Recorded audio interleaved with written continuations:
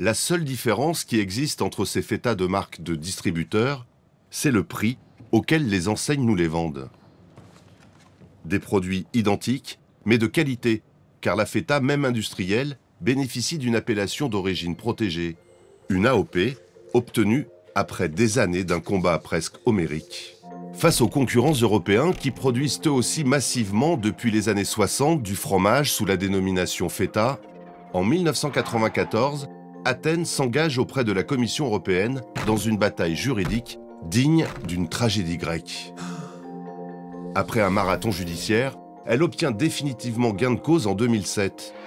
Ce fromage grec a désormais son appellation d'origine protégée.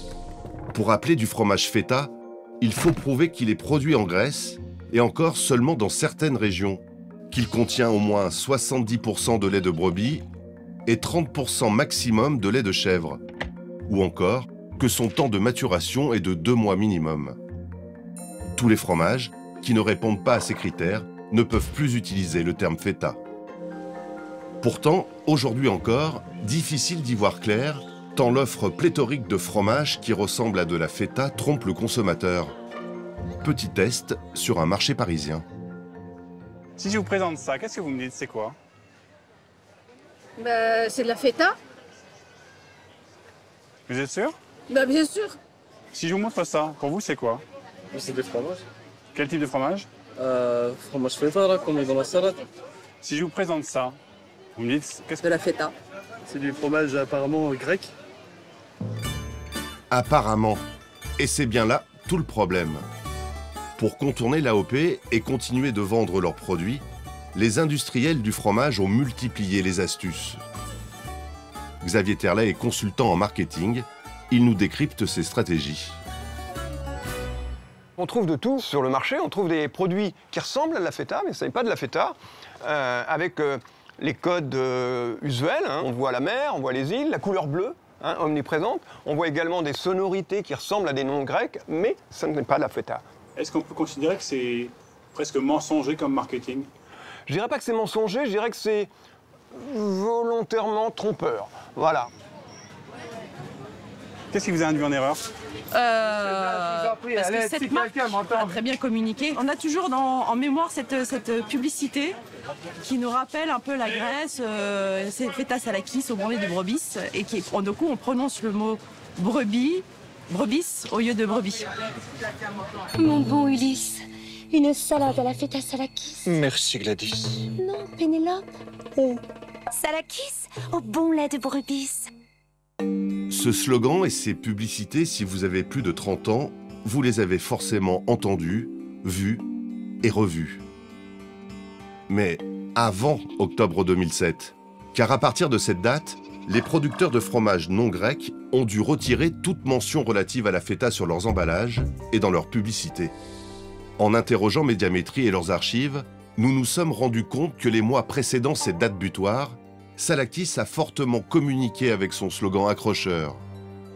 Juste après 2007, le nombre de spots est encore très important, mais cette fois-ci, avec un détail en moins. Salakis, sa recette 100% lait de brebis. L'industriel ne mentionne plus le mot feta, mais il garde tout son univers pseudo-grec.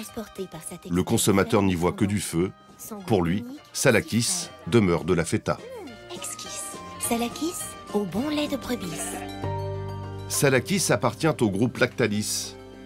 Nous avons essayé de les joindre à plusieurs reprises pour savoir si cette stratégie avait porté ses fruits. Le groupe Lactalis vous souhaite la bienvenue et vous prie de bien vouloir passer. Direction de la communication, bonjour. Oui, bonjour. Pourrais-je parler à madame, s'il vous plaît? Elle est occupée pour l'instant, monsieur. Qui la demande? Monsieur Pontus. Je l'ai contacté plusieurs fois pour un documentaire sur la feta. Oui. Moi, je veux juste savoir si c'est oui ou non. Ça fait quand même 1 mois et demi la demande ou 2 mois, donc voilà, j'aimerais juste savoir où je vais. Très bien. Écoutez, je vais lui transmettre vos coordonnées à nouveau. Je vous remercie. Au revoir. Je vous en prie, au revoir. Malgré nos relances, le groupe Lactalis ne reviendra jamais vers nous. Si des marques comme Salakis ne peuvent pas prétendre à l'appellation feta, elles utilisent malgré tout du lait de brebis. D'autres, elles, n'hésitent pas à utiliser un lait bien moins cher, le lait de vache. Là, il n'y a rien marqué. Ouais. Vous savez ce que c'est? Chèvre, pas chèvre, vache. Ouais. La feta, le lait de vache, c'est même pas la peine. Hein. C'est faux, c'est tout faux. Et ben ça, c'est du lait de vache. Ben, ça se fait pas. C'est du fromage de vache et du lait de vache. Voilà. Ouais. Ça peut pas du tout être de la feta. Vous vous êtes fait avoir. Je me suis fait avoir. En plus en connaissance de cause, puisque je travaille dans une fromagerie. Des fromages au lait de vache, à la texture et au goût très éloignés de l'original, tout comme leur pays de production. Vous savez où c'est fait? Bah, si je retourne, oui. Allez-y, allez-y. Je vais y aller. Tout à fait en bas. Oula, Nico, il a pris un coup de chaud au Danemark. Et là, on est quoi? Danemark aussi. Bon, bah, on voyage un peu. Tout à fait en bas. Au Danemark. Ah oui. Là, en plus, on est parti loin pour la fabriquer. Vous le saviez, ça? Non, je savais pas du tout. Mais maintenant, je ferai beaucoup plus attention. Grande-Bretagne, Pays-Bas, mais surtout Allemagne et Danemark, nos voisins du Nord sont bien les plus gros producteurs de fausses feta au lait de vache.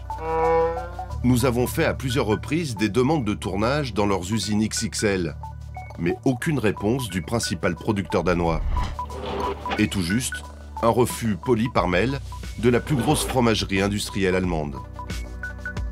Merci d'être revenu vers nous, mais j'aimerais vous informer cependant que la décision d'Orland est définitive. Cette entreprise appartient au groupe français Bell.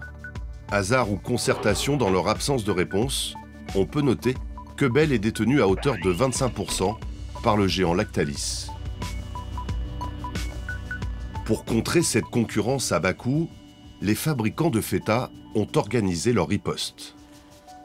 Les vrais producteurs de feta, ils mettent en avant les vrais arguments. Et le premier d'entre eux, ça va être le label. Ici, on le reconnaît, on le retrouve ici, par exemple.